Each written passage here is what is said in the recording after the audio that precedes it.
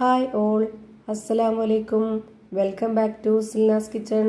ഇന്നത്തെ റെസിപ്പി ഉരുളക്കിഴങ്ങ് വെച്ച് നല്ലൊരു വെറൈറ്റി ടേസ്റ്റി ആയിട്ടുള്ള ഒരു അടിപൊളി പലഹാരത്തിന്റെ റെസിപ്പിയാണ്. ബ്രേക്ക്ഫാസ്റ്റ് ആയിട്ട് കഴിക്കാനാണെന്നുണ്ടെങ്കിലും സ്നാക്സ് ആയിട്ട് കഴിക്കാനാണെന്നുണ്ടെങ്കിലും ഇത് അടിപൊളിയാണ്.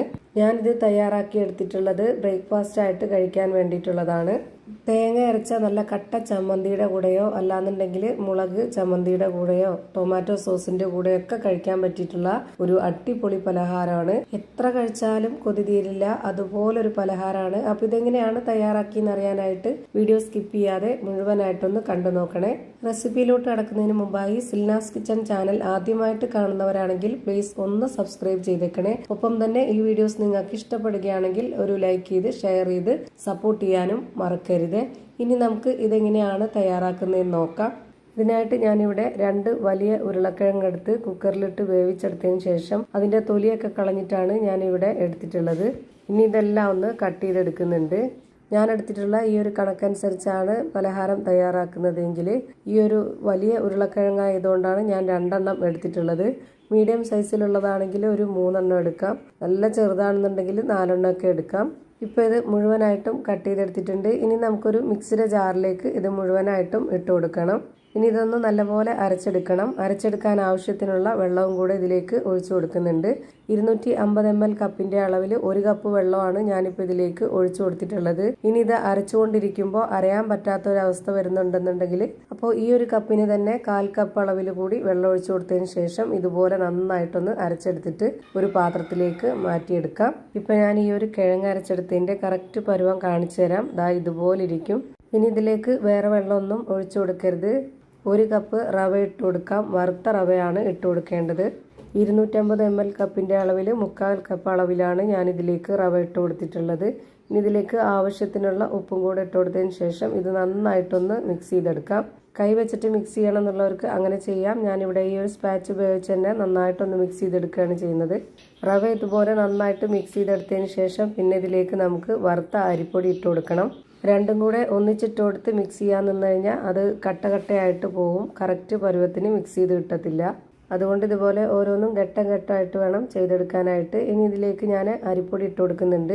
250 ml കപ്പിന്റെ അളവിൽ 1 കപ്പ് നിറയാണ് ഇട്ട് കൊടുക്കുന്നത്. ഇതും കൂടെ ചേർത്ത് നല്ല പോലെ ഒന്ന് മിക്സ് ചെയ്തിട്ടെടുക്കാം. ഇതൊരു ബ്രേക്ക്ഫാസ്റ്റിന് വേണ്ടി തയ്യാറാക്കി എടുക്കുന്നതുകൊണ്ട് ഇതിലേക്ക് മസാലപ്പൊടികളൊന്നും ചേർത്ത് കൊടുക്കുന്നില്ല. ഇനി അങ്ങനെ തയ്യാറാക്കി എടുക്കണം നിർബന്ധമുള്ളവർക്ക് ഇട്ട് കൊടുക്കാവുന്നതാണ്. വൈകിട്ട് ചായയുടെ കൂടെയൊക്കെ കഴിക്കാനാണെന്നുണ്ടെങ്കിൽ ഇത് നമുക്ക് കുറച്ച് മസാലപ്പൊടികളൊക്കെ ഇട്ട് കൊടുത്തിട്ട് അതിൻ്റേതായ ആ ഒരു ടേസ്റ്റിലൊക്കെ നമുക്ക് തയ്യാറാക്കി കഴിക്കാവുന്നതാണ്. അതൊക്കെ ഓരോരുത്തരുടെ ഇഷ്ടത്തിനനുസരിച്ച് ചെയ്തെടുക്കാം. ഞാനിവിടെ അരിപ്പൊടിയും നന്നായിട്ട് മിക്സ് ചെയ്തെടുത്തിട്ടുണ്ട്. ഇനി നമ്മുടെ കൈ ഒന്ന് വെള്ളത്തിൽ മുക്കിയെടുത്തതിന് ശേഷം ഇതിൽ നിന്ന് കുറച്ചെടുത്തിട്ട് കൈയുടെ ഉള്ളം കൈയിൽ ഒന്ന് വെച്ച് കൊടുക്കുക. ഞാനിപ്പോൾ ഇതൊരു വടയുടെ ഷേപ്പിലാണ് തയ്യാറാക്കി എടുക്കുന്നത്. ഒരു വെറൈറ്റിക്ക് വേണ്ടിയാണ് ഇങ്ങനെ ചെയ്യുന്നത്. നിങ്ങൾക്ക് വേണമെന്നുണ്ടെങ്കിൽ ഇതുപോലെ ഒന്ന് ഉള്ളം കയ്യിൽ പ്രസ് ചെയ്ത് കൊടുത്തതിന് ശേഷം ഈ ഒരു പരന്ന ഷേപ്പിൽ തന്നെ പാനിലിട്ട് കൊടുത്ത് ചുട്ടെടുക്കാവുന്നതാണ്. ഞാനിപ്പോൾ ഇവിടെ ഫ്രൈ ചെയ്താണ് എടുക്കുന്നത്. അതിനു വേണ്ടിയാണ് ഈ ഒരു ഷേപ്പിലേക്ക് മാറ്റിയിട്ടുള്ളത്. ഇനി ഇത് ഫ്രൈ ചെയ്തെടുക്കാനായിട്ട് ഞാനിവിടെ ഒരു പാൻ സ്റ്റൗവിലേക്ക് വെച്ച് ഫ്ലെയിം ഓണാക്കി കൊടുത്തിട്ടുണ്ട്. ഇനി ഇതിലേക്ക് ഓയിൽ ഒഴിച്ചു കൊടുക്കാം. ഈ ഒരു പാൻ നല്ലപോലെ ചൂടായി വന്നതിന് ശേഷമാണ് ഞാൻ ഇതിലേക്ക് ഓയിൽ ഒഴിച്ചു കൊടുത്തിട്ടുള്ളത്. ഓയിൽ നല്ലപോലെ ചൂടായി വന്നതിന് ശേഷം ഒന്ന് ലോ ഫ്ലെയിമിൽ ഇട്ട് കൊടുത്തിട്ട് വേണം ഇതിൽ ഓരോന്നോരോന്നായിട്ട് ഇട്ട് കൊടുക്കാനായിട്ട്. ഇതിന് ഒരുപാട് ഫ്ലെയിം വേണ്ട. ലോ ടു മീഡിയം ഫ്ലെയിമിന്റെ ഇടയ്ക്കുള്ള ഒരു ഫ്ലെയിമിൽ വെച്ചിട്ട് വേണം ഇത് ഫ്രൈ ചെയ്തെടുക്കാനായിട്ട്. ഇതുപോലെ സ്പാച്ചിൽ വെച്ച് പരത്തി ഹോൾ ഇട്ട് കൊടുത്തതിന് ശേഷം ഇങ്ങനെയും ഇട്ട് കൊടുക്കാം. നമ്മുടെ കയ്യിൽ വെച്ചിട്ട് ഇതുപോലൊരു ഷേപ്പിലാക്കിയിട്ട് ഒരു ഹോൾ ഇട്ടിട്ട് അങ്ങനെയും ഇട്ട് കൊടുക്കാം. ഒരെണ്ണം ഇട്ട് കൊടുത്തതിന് ശേഷം നമ്മുടെ കൈയൊന്ന് നനച്ചെടുത്തതിന് ശേഷം വേണം ഇതിലേക്ക് വീണ്ടും മാവ് ഇതേപോലെ ആക്കിയെടുക്കാനായിട്ട്. അല്ലാന്നുണ്ടെങ്കിൽ കയ്യിൽ ഒട്ടിയിട്ട് അത് ഇളകി വരത്തില്ല. അടുത്തത് ഇട്ട് കൊടുക്കുമ്പോഴേക്ക് ആദ്യത്തേത് വെന്തിട്ടുണ്ടാവും ഒരു ഭാഗം. അപ്പോൾ അതൊന്ന് തിരിച്ചിട്ട് കൊടുക്കുന്നുണ്ട്. ഒരുപാട് സമയമൊന്നും വേണ്ട. വളരെ പെട്ടെന്ന് തന്നെ തയ്യാറായി കിട്ടും. ഇത് ഫ്രൈ ചെയ്തെടുക്കാൻ നേരത്ത് പാത്രത്തിൽ കുറച്ച് വെള്ളം വെച്ചിരുന്ന എളുപ്പമായിരിക്കും. നമുക്ക് ഓരോന്നും ചെയ്തെടുക്കാനായിട്ട് അപ്പോൾ കൈയൊന്ന് നനച്ചിട്ടെടുത്തിട്ട് ഇതുപോലെ ഇട്ട് കൊടുക്കാം.